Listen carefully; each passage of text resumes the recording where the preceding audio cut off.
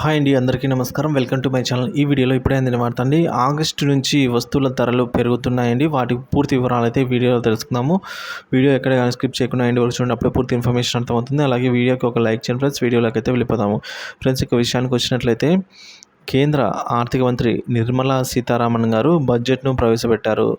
ఏడోసారి బడ్జెట్ను ప్రవేశపెట్టిన నిర్మలమ్మ సరికొత్త రికార్డును అయితే నెలకొల్పారు. ఇది ఇలా ఉండగా బడ్జెట్ సందర్భంగా కేంద్ర ప్రభుత్వం ప్రకటించిన పన్ను మినహాయింపులు అలాగే ఎగుమతి దిగుమతులపైన కూడా సుంకాలను మార్పులు చేర్పులు చేశారండి. సో వస్తువుల ధరలను ఇవి ప్రభావితం అయితే చేస్తున్నాయి. ఈ నేపథ్యంలో కొన్ని వస్తువుల ధరలు పెరగడము తగ్గడము జరిగాయండి.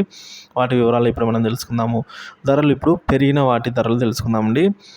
బంగారము, వెండి, వజ్ర ఆభరణాలు, ప్లాటినం వస్తువులు, అలాగే కాంపౌండ్ రబ్బరు, సిగరెటు, వీటి ధరలు అయితే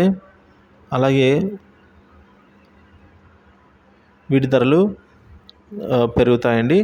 ఇక ఎలక్ట్రిక్ వాహనాలు, లిథియం బ్యాటరీలు, మొబైల్ అలాగే సైకిళ్ళు తగ్గే ధరలండి. ఆర్టిఫిషియల్ వజ్రాలు, బొమ్మలు, సో వీటి ధరలు అయితే తగ్గుతాయి ఫ్రెండ్స్.